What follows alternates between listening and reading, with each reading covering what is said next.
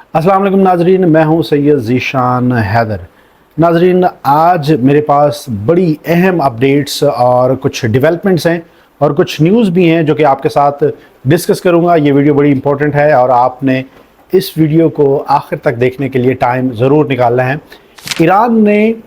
Middle east में Israel पर हमला करके वो कर दिखाया जिसकी तवक्कुआत इस वक्त कोई नहीं कर रहा था, और ईरान ने मिज़ाइल जो दागे हैं उससे इज़राइल का कितना ज़्यादा नुकसान हुआ है, आज हम इस पर भी बात करेंगे। और आज ख़ासकर हम भारत के हवाले से बात करेंगे कि इस जंग में हिज़्बुल्लाह, हमास और इज़राइल के दरमियान इस जंग में भारत का कितना नुकसान हो रहा है और भारत इस जंग में कहाँ स्टैंड करता है, इस पे भी मैं डिटेल के साथ आपके साथ गुफ्तगू करूँगा। और आज मैं आपको बताने जा रहा हूँ कि क्या ईरान ने अपना एटॉमिक प्रोग्राम मुकम्मल कर लिया है और क्या ईरान अपना एटम बम जो है वो उसको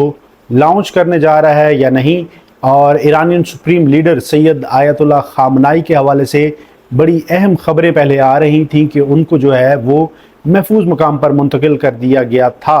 ये खबरें सच थी या नहीं, इस हवाले से भी आपसे आज मैं बड़ी तफसील के साथ जो है वो गुफ्तगू करने लगा हूँ और आपको बताने लगा हूँ कि इस वक्त सुप्रीम लीडर सैयद अली ख़ामनाई कहाँ हैं और वो क्या पैगामात जारी कर रहे हैं। उन्होंने रिसेंटली बड़ी अहम गुफ्तगू की है जो कि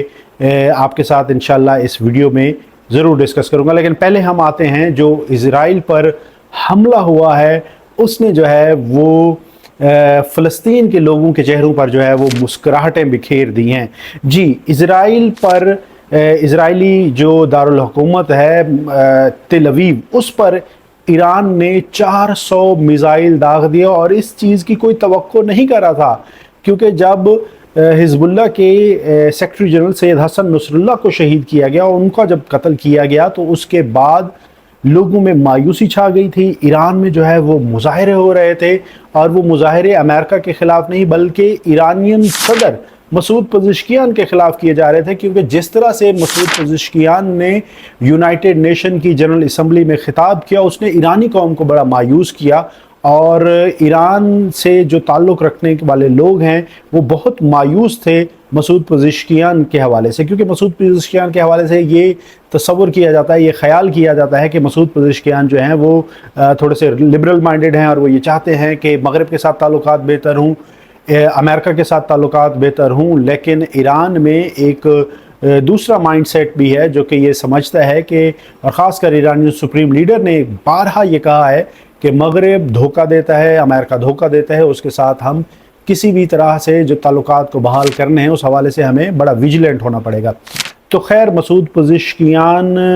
के इस तमाम तर सूरत हाल के बावजूद ईरान ने जो किया है वो जो है वो बहुत बड़ी डेवलपमेंट है ख़ित्ते में। और ईरान के इस हमले के बाद इज़राइल में जो है वो इस वक्त खामोशी छाई हुई है। इज़राइल मुकम्मल तौर पर जो है वो इस वक्त खौफज़दा हो चुका है। तकरीबन 90 लाख इज़राइलियों में से 80 लाख के करीब जो लोग हैं वो इस वक्त महफूज पनाहगाहों में छुपे हुए हैं, यानी कि एक तरह से इज़राइल जो है वो बिल्कुल मफलूज हो चुका है। अच्छा, बहुत सारे क्रिटिक्स और बहुत सारे लोग इस हवाले से ये खबरें दे रहे थे कि जी ईरान ने जो हमला किया है, ईरान ने 400 मिज़ाइल जो है वो दागे हैं, उसमें से बहुत सारे मिज़ाइल जो हैं 90% या 90% से ज़ायद मिज़ाइल जो हैं वो आयरन डोम सिस्टम ने, जो कि मजबूत तरीन ताकतवर तरीन फ़िज़ाई दिफाई निज़ाम है इसराइल के पास, उसने जो है वो उनको पेनिट्रेट कर दिया और फ़िज़ा में ही मार दिए हैं ये मिज़ाइल। ये बिल्कुल झूठ था और मीडिया की आंख ने देखा, इस वक्त कैमरे ने वो चीज़ें, वो मनाज़र महफूज किए हैं जो कि मैं आपके साथ शेयर भी करूंगा। मेरे पास ऐसी वीडियोस मौजूद हैं, आई हैं कि देख के जो है वो एक दफ़ा से दिल खुश हो जाता है कि किस तरह से ईरान ने जो है वो बदला लिया है, बल्कि इज़राइल को जो है वो मज़ा चखा दिया है इस जंग में। और तेल अवीव पर, इज़राइली दारुल हुकूमत पर जो हमला किया है उसमें कई इज़राइली फ़ौजी जो है वो हलाक हुए हैं। और इसके अलावा ये 2 फेजेस में, 2 वेव्स में ईरान ने जो है वो रॉकेट्स जो है वो लॉन्च किए हैं, रॉकेट मारे हैं। और एक फ़र्स्ट फेज़ थी और दूसरी फेज़ में इन्होंने इसराइल के उस फ़िज़ाई हवाई अड्डे को जो है वो उसको भी निशाना बनाया है, जो इजरायली फ़िज़ाइया का अड्डा था जहाँ से 35 طیارے, امریکی طیارے جو ہیں وہ وہاں سے اٹیک کر رہے تھے غزہ پر بھی, اور انہوں نے حزب اللہ پر بھی اٹیک وہیں سے لانچ کیا تھا. تو اس ایئر بیس کو بھی نشانہ بنایا ہے, اور اس ایئر بیس پر کئی امریکی فائٹر جیٹس جو ہیں وہ تباہ کر دیا ایران نے. تو اس وقت بہت زیادہ نقصان ہوا ہے. کچھ فوٹیجز ایسی بھی آئی ہیں کہ اسرائیلی طیارے جو ہیں, اسرائیلی ہیلی کاپٹرز جو ہیں وہ وہاں سے فوجیوں کی لاشیں لے کے جا رہے ہیں. اسرائیل میں انفراسٹرکچر تباہ ہوا ہے, کئی فوجی جو ہے وہ مارے گئے ہیں, اور اس وقت اسرائیلی میڈیا مکمل پروپیگنڈا کر رہا ہے, اور وہ یہ چیزیں جو ہے وہ ایک طریقے سے جو ہے وہ خبروں کو چھپا رہا ہے, اپنے نقصان کو چھپانے کی, سینسر کرنے کی کوشش کر رہا ہے. لیکن اس وقت سوشل میڈیا پر جس طرح سے ویڈیوز وائرل ہو رہی ہیں, اور کیمرے کی آنکھ نے اسرائیلی شہروں سے جو ویڈیوز بنائی ہیں وہ قابل دید ہیں. اور اس وقت جو ہے اسرائیل میں خاص کر نیتن یاہو جو ہے وہ اپنی لوکیشنز بدل کر جو ہے وہ بڑے خوفناک ہوئے ہیں, ڈرے ہوئے ہیں. اس وقت ان پر بہت خوف طاری ہوا ہے, اور انہوں نے حالانکہ نیتن یاہو نے جو ہے وہ ایک پریس کانفرنس ٹائپ ایک ویڈیو پیغام بھی جاری کیا ہے, جس میں انہوں نے ایران کو اس حملے کی جو ہے وہ جوابی کارروائی کی دھمکی دی ہے. اور نیتن یاہو نے کہا ہے کہ اس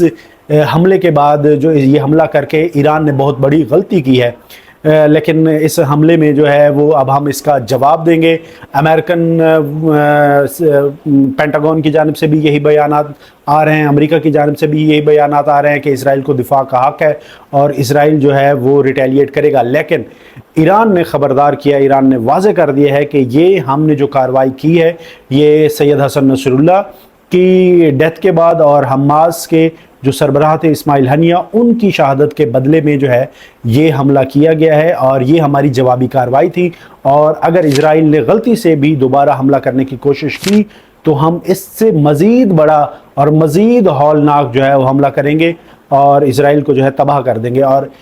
اس جنگ میں ولادیمیر پوٹن, اس کی جو ہے وہ پشت پناہی ایران کو مکمل طور پر حاصل ہے, کیونکہ اس حملے سے پہلے اسرائیل کا رشیا کی جانب سے یہ بیانات آئے تھے کہ اگر ایران پر کوئی حملہ ہوتا ہے تو رشیا اس کا بھرپور جواب دے گا. اور لوگ یہ سوچ رہے تھے کہ ایران پر کیسے حملہ ہوگا, کیونکہ ایران نے تو الٹا حملہ کرنا ہے, جوابی کارروائی کرنی ہے, لیکن وہ یقیناً جو ہے وہ ایران پر جو ہے وہ رشیا کی آشیرواد ہے, رشیا کی بھرپور جو ہے وہ بیک سپورٹ جو ہے ان کو مل رہی ہے. اور رشیا نے جو ہے وہ تھپکی دی ہے ایران کو کہ گو ہیڈ دیا ہے, جائیں آپ حملہ کریں, اور اگر آپ پر حملہ کرنے کے لیے امریکہ جو ہے وہ اس جنگ میں آتا ہے تو ہم بھی بھرپور جوابی کارروائی کریں گے اور آپ کے ساتھ موجود ہیں. دوستو, اس وقت جو ہے وہ اگر امریکہ بدلہ لینے کی کوشش کرتا ہے یا ایران پر جو ہے وہ دوبارہ سے کوئی حملہ کرتا ہے ایرانی دارالحکومت تہران میں یا اصفہان میں جہاں سے یہ جو ہے وہ حملہ کیا گیا ہے, تو اس کا بھرپور جواب دیا جائے گا ایران کی جانب سے. اور ایران اس وقت جو ہے وہ بالکل ایک ایسی پوزیشن میں ہے کہ جو کہ بالکل کمزور نہیں دکھائی دے رہا, کیونکہ ایران کے ارد گرد جہاں جہاں عرب ممالک میں امریکی فوجی اڈے ہیں, امریکی بیسز ہیں, اور ان سب کو جو ہے وہ ایران نشانہ بنا سکتا ہے, اور بھرپور امریکہ پر بھی جو ہے وہ حملہ کرنے کی اس وقت ایران صلاحیت رکھتا ہے. ایک اور بریکنگ نیوز یہ ہے کہ اس وقت بعض میڈیا چینلز یہ کلیم کر رہے ہیں کہ ایران نے اپنا اٹامک جو پروگرام تھا وہ کمپلیٹ کر لیا ہے, اور ایران بہت جلد جو ہے وہ خیبر شکن نام کے ساتھ جو ہے وہ اپنا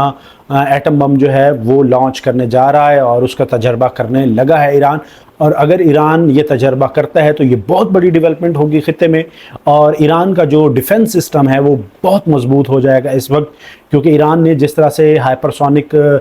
میزائل داغے ہیں اسرائیل پر, اس نے پوری دنیا کو ایک دفعہ ہلا کر رکھ دیا ہے کہ اتنی بڑی جو طاقت جو سمجھی جاتی تھی کہ اسرائیل کے پاس دنیا کا سب سے بہترین فضائی دفاعی نظام ہے, وہ مکمل طور پر فیل ہو گیا. فضائی دفاعی نظام مکمل طور پر فیل ہو گیا. ایران نے وہ کر دکھایا, اور ایران نے اس سے پہلے جو ڈرونز مارے تھے وہ تقریباً ایک ایران کا ٹیسٹ تھا. ایران دیکھ رہا تھا کہ اگر ہم اسرائیل پر اس طرح سے اٹیک کرتے ہیں تو اسرائیل کہاں سے کس اسٹریٹجی کے ساتھ ہمارے جو ہے وہ ان حملوں کو جو ہے وہ روک سکتا ہے, یا ناکام بنانے کی صلاحیت وہ کس حد تک رکھتا ہے. تو ایران نے مکمل طور پر جانچ کرنے کے بعد اب جس طرح سے حملہ کیا ہے اس نے اسرائیل کو جو ہے وہ اس وقت بہت بڑا دھچکا پہنچایا ہے. اور ساتھ ساتھ انصار اللہ, یمن کی جو تحریک ہے انصار اللہ, اس نے بھی آج جو ہے وہ 3 میزائل مارے ہیں قدس 5 کے نام سے. اس سے پہلے قدس 3 انہوں نے مارے تھا, اب قدس 5 کے نام سے انہوں نے میزائل مارے ہیں, جس سے جو ہے وہ اسرائیل کا نقصان ہوا ہے. اور دوسرا جو لبنان میں اس وقت زمینی کارروائی شروع کرنے کی کوشش کی تھی اسرائیل نے, اسرائیلی فوجیں جو ہیں وہ لبنان میں جو ہے وہ اندر گھسی تھیں, ان کو بری طرح سے جو ہے وہ پٹنا پڑا, وہ وہاں سے مار کھا کے بھاگے ہیں. اور اس وقت حزب اللہ نے جو ہے وہ بہت سارے اسرائیلی ٹینکوں کو براہ راست نشانہ بنایا ہے, کئی ٹینک تباہ کر دیے ہیں. 8 سے 10 فوجی جو ہیں وہ اسرائیلی فوجی اس حملوں میں, ان حملوں میں حزب اللہ کی جانب سے مارے گئے ہیں, اور اس وقت پسپائی کا سامنا کرنا پڑا ہے اسرائیل کو. اچھا, جب حسن نصر اللہ کی شہادت ہوئی, حسن نصر اللہ کی ڈیتھ ہوئی, اس وقت اسرائیل یہ سمجھ رہا تھا پہلے کی طرح کہ اب چونکہ ہم نے ان کے کمانڈر کو مار دیا ہے تو اب حزب اللہ مکمل طور پر کمزور ہو جائے گی, ختم ہو جائے گی. کیونکہ پہلے بھی یہ یہی سمجھتے تھے جب 1992 میں حزب اللہ کے کمانڈر سید حسن نصر اللہ بنے تھے, اس سے پہلے جب عباس موسوی کو شہید کیا گیا حزب اللہ کے کمانڈر کو, تو یہ یہی سمجھتے تھے کہ اب حزب اللہ ختم. لیکن حزب اللہ اس سے زیادہ طاقتور ہو کے جو ہے وہ سامنے آئی ہے. اور ابھی بھی جو ابھی قائم مقام جو سیکرٹری جنرل ہیں شیخ نعیم قاسم, اس کے حوالے سے میں ایک پاکستانی سینئر جرنلسٹ کا ایک تجزیہ پڑھ رہا تھا, ان کا کالم پڑھ رہا تھا, کہ انہوں نے بتایا کہ شیخ نعیم قاسم جو ہیں وہ بہت زیادہ سخت گیر ہیں اسرائیل کو لے کر, اور وہ سخت پالیسی رکھتے ہیں. شیخ نعیم کی قاسم کی ایک کتاب بھی ہے حزب اللہ, جس میں انہوں نے کلیئرلی ڈیفائن کیا ہوا ہے کہ کس طرح سے ہم جو ہے وہ ڈیفینڈیو ہونے کی بجائے ہم جو ہے وہ سٹرائکس کریں اسرائیل پر, اور اسرائیل پر فدائی حملے کر کے جو ہے وہ ان کو پسپا کیا جائے. لیکن اس وقت حماس کی اور حزب اللہ کی مجبوری یہ ہے کہ حزب اللہ میں غزہ میں اس وقت جو ہے وہ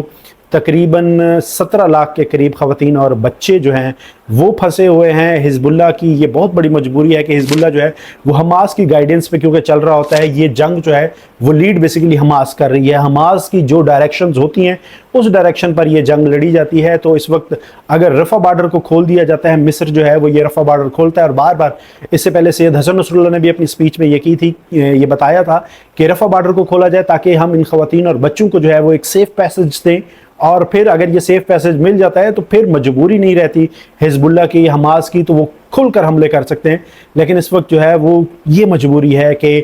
خواتین اور بچے اور بزرگ شہری جو ہیں وہ پھنسے ہوئے ہیں رفح میں. اچھا, بھارت کے حوالے سے میں بات کر رہا تھا, بھارت کا کیا نقصان ہوا ہے اس جنگ میں. ہم سب کو یہی لگتا ہے کہ یہ اسرائیل کی جو ہے اور حزب اللہ کی یہ جنگ ہے, لیکن ناظرین اس وقت حیفا میں تقریباً 1,70,000 کے قریب بھارتی فوجی, بھارتی سینک جو ہیں وہ موجود ہیں, جس میں ریٹائرڈ فوجی بھی ہیں اور آن سروس جو ہے کمانڈوز بھارتی وہ ہے. اچھا, اب حیفا میں کوئی وہاں پر فیکٹریز تو ہے نہیں, وہاں پر کچھ اس طرح سے جو ہے وہ کام تو ہو نہیں رہا, تو یقیناً یہ لوگ RSS کے جو گنڈے ہیں یا پھر بھارتی فوجی ہیں وہ اسرائیل کی مدد کرنے کے لیے جو ہے وہ وہاں پر موجود ہیں, اور یہ کرائے کے فوجی ہیں, ہائیلی پیڈ فوجی ہیں, ان کو جو ہے بہت زیادہ مراد دی جا رہی ہیں, بہت زیادہ جو ہے وہ پے کیا جا رہا ہے, جس کی وجہ سے بھارت جو ہے وہ اس جنگ میں لڑ رہا ہے, اور اس وقت بھارت کا بہت زیادہ نقصان ہوا ہے. تقریباً جو ہے وہ ہزاروں کی تعداد میں ایگزیکٹ فگر جو ہے وہ آپ کے ساتھ انشاءاللہ جو ہے وہ بڑی جلد آپ کے ساتھ رکھوں گا, آپ کے سامنے رکھوں گا, اور میں یہ چیلنج کرتا ہوں کہ کوئی اس کو جو ہے وہ غلط ثابت کر دے جو میں بھارت کے حوالے سے ڈسکس کر رہا ہوں, کہ بھارت کے فوجی جو ہیں وہ بری طرح سے پٹ رہے ہیں. حزب اللہ نے چن چن کے جو ہے وہ حیفا میں ان کا قبرستان بنا دیا بھارتی فوجیوں کا, اور ہزاروں کی تعداد میں فوجی نہ صرف ان کے جو ہے وہ قتل ہوئے ہیں, مرے ہیں, بلکہ ہزاروں کی تعداد میں وہ فوجی ہیں جو واپس آئے ہیں جو کہ معذور ہوئے ہیں, کسی کا ہاتھ نہیں ہے, کسی کا پاؤں نہیں ہے, اور بری طرح سے بھارت جو ہے وہ پٹ رہا ہے, اور اس کا خمیازہ بھارت کو بھگتنا پڑ رہا ہے, کیونکہ بھارت جو ہے وہ حیفا کے ذریعے اپنی معیشت کو جو ہے وہ بہتر بنانا چاہتا ہے. لیکن حزب اللہ نے